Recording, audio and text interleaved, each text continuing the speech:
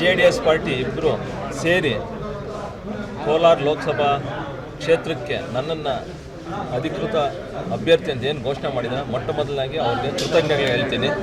JDS ಪಾರ್ಟಿಗೆ ಮತ್ತು BJP ಪಾರ್ಟಿಗೆ ಇಬ್ಬರಿಗೂ ಮತ್ತು ಎಲ್ಲ ನಾಯಕರಿಗೂ ಏನು ಒಂದು ನಂಬಿಕೆ ನನ್ನ ಮೇಲೆ ಇಟ್ಟು ಕುಮಾರಣ್ಣ ಮತ್ತು JDS ಪಾರ್ಟಿ ನನ್ನನ್ನು ಕ್ಯಾಂಡಿಡೇಟ್ ಮಾಡಿದ್ದಾರೆ. 26ನೇ ತಾರೀಕು ಏಪ್ರಿಲ್ 20ನೇ ತಾರೀಕು ಏನು ಚುನಾವಣೆ ನಡೆಯುತ್ತೋ ಆವತ್ತು ನಾವು JDS ಬಾವುಟ ಮತ್ತು BJP ಬಾವುಟ ಎರಡೂ ಹಾರಿಸ್ತೀವಿ ಅಂತ ಒಂದು ಗ್ಯಾರಂಟಿ ಇದೆ.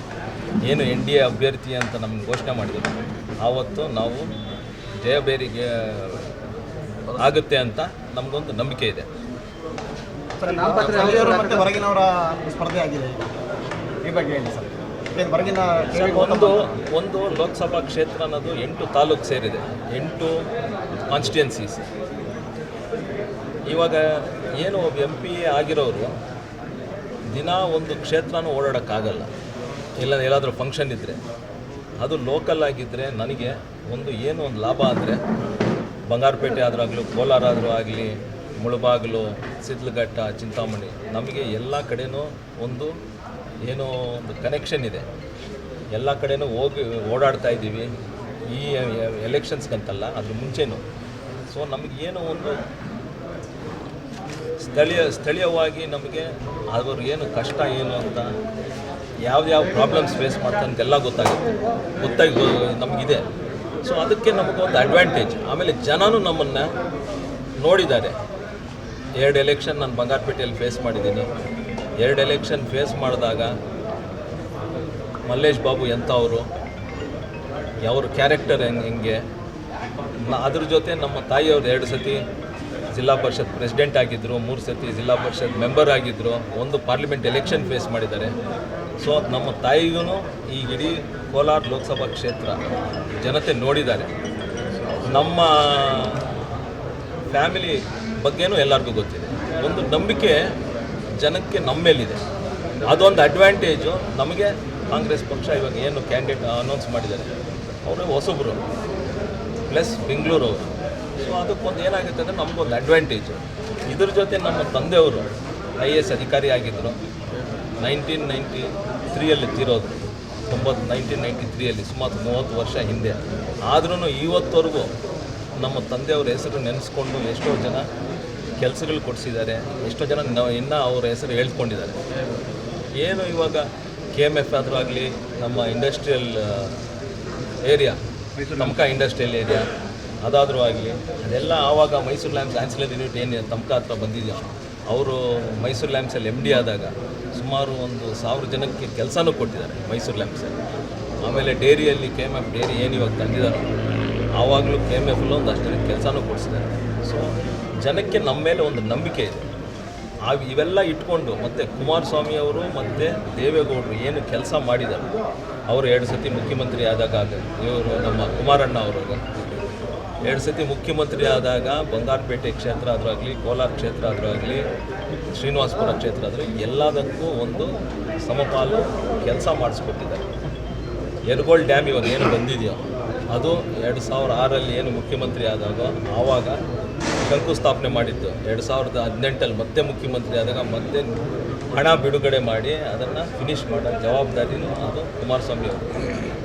ಕುಡಿಯುವ ನೀರಲ್ಲಿ ಏನು ಅವರು ಒಂದು ಆಸಕ್ತಿ ತೋರಿಸಿದ್ದಾರೆ ನಮ್ಮ ಕೋಲಾರ ಜಿಲ್ಲೆಗೆ, ಇದು ಒಂದು ನಿದರ್ಶನ. ಹೀಗೆ ನಾವು ಜನರ ಮುಂದೆ ಹೋದಾಗ JDS ಪಾರ್ಟಿ ಆದರೂ ಆಗಲಿ, BJP ಅವರು ಏನು ಕೆಲಸಗಳು ಮಾಡಿದಾರೋ, ಮೋದಿ ಅವರು ಏನು ಕೆಲಸಗಳು ಮಾಡ್ಕೊ ಬಂದಿದ್ದಾರೋ, ನಮ್ಮ ಭಾರತ ದೇಶವನ್ನು ಪ್ರಪಂಚದಲ್ಲಿ ಒಂದು ಒಳ್ಳೆಯ ಸ್ಥಾನದಲ್ಲಿ ತಗೊಬಂದಿಟ್ಟಿದ್ದಾರೆ. ಇವಾಗ ಜನ ಎಲ್ಲರೂ ಪ್ರಪಂಚದಲ್ಲಿ ಏನಾದರೂ ಭಾರತ ಅಂದರೆ ಯಾವುದು ಅಂತ ಫಸ್ಟು ಒಂದು 15-20 ವರ್ಷ ಏನು ಅಂತ ನೋಡ್ತಾಯಿದ್ರು. ಬಟ್ ಇವಾಗ ಇಂಡಿಯಾ ಭಾರತ ಅಂದರೆ ಮೋದಿ ಒಂದು ಎಮರ್ಜಿಂಗ್ ಕಂಟ್ರಿ ಅಂತ ಒಂದು ನಂಬಿಕೆ ಇಟ್ಕೊಂಡು ಏನು ಫಾರಿನ್ ಇನ್ವೆಸ್ಟ್ಮೆಂಟ್ಸ್ ಬರ್ತಾ ಇದೆಯೋ ಇವೆಲ್ಲ ನೋಡ್ತಾ ಇದ್ದರೆ ಜನಕ್ಕೆ ಒಂದು ವಿಶ್ವಾಸ ಮೋದಿ ಅವ್ರ ಮೇಲೆ. ಮತ್ತು ಏನು ಇಲ್ಲಿ ಕರ್ನಾಟಕ ರಾಜ್ಯದಲ್ಲಿ ಸಮ್ಮಿಶ್ರ ಏನು ಒಂದು ಇದಾಗಿದೆ, ಹೊಂದಾಣಿಕೆ ಆಗಿದೆ, ಇದಕ್ಕೆ ಒಂದು ಬೆಂಬಲ ಕೊಡಬೇಕು ಅಂತ ಒಂದು ವಿಶ್ವಾಸ ಬಂದಿದೆ ಜನಕ್ಕೆ. ಸರ್ ಇವಾಗ ನಾವು ಕೋಲಾರ ಜಿಲ್ಲೆಯಲ್ಲಿ ಬಿ ಜೆ ಪಿ ನಿಮಗೂ ಗೊತ್ತು ಎಷ್ಟು ವೋಟ್ಸ್ ಬಂದಿದೆ ಅಂತ. ಇಲ್ಲೂ ಮೇಜರಾಗಿ ಜೆ ಡಿ ಎಸ್ ಬೆಲ್ಟ್, ಅವ್ರದ್ದು ಏನೋ ಶಕ್ತಿ ಇಲ್ಲ ಅಂತ ನಾವು ಹೇಳೋದು, ಅವ್ರದ್ದು ಶಕ್ತಿ ಇದೆ.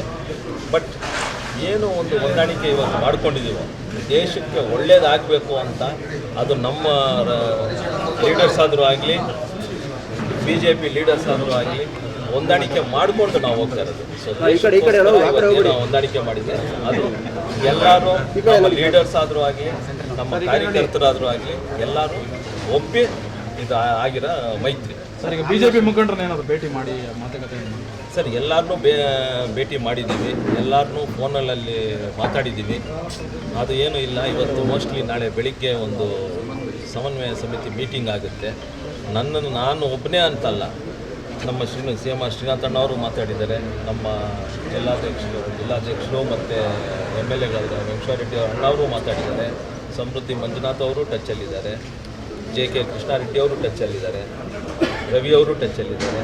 ಹಿಂಗೆ ಎಲ್ಲರೂ ಅವರವ್ರ ಕ್ಷೇತ್ರದಲ್ಲಿ, ಮಾಲೂರಲ್ಲಿ ರಾಮೇಗೌಡರು ಅವರವ್ರ ಟಚ್ಚಲ್ಲಿದ್ದಾರೆ. ಅವ್ರವ್ರ ಕ್ಷೇತ್ರದಲ್ಲಿ ಅವರವರು ಬಿ ಜೆ ಪಿ ಕಾರ್ಯಕರ್ತರನ್ನ ಮತ್ತು ಬಿ ಜೆ ಪಿ ಮುಖಂಡರನ್ನ ಟಚ್ಚಲ್ಲಿದ್ದಾರೆ.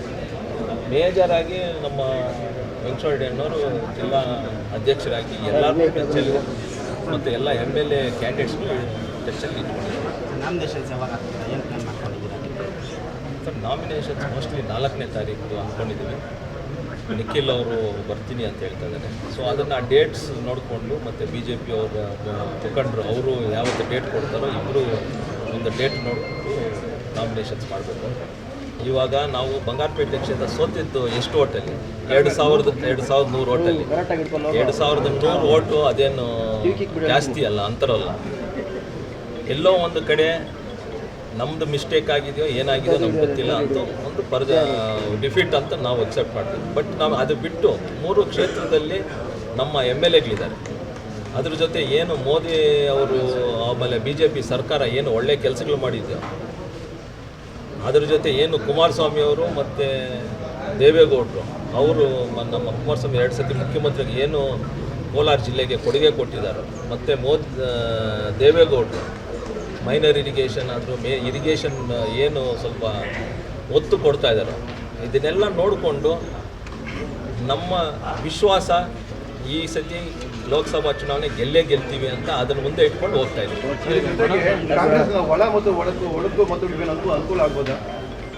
ಸರ್ ಅದು ನೋಡಬೇಕಾಗುತ್ತೆ. ನಾವು ಕೆಲಸ ನಾವು ಮಾಡ್ತೀವಿ, ನಮ್ಮ ಕೆಲಸ ನಾವು ಮಾಡ್ತೀವಿ.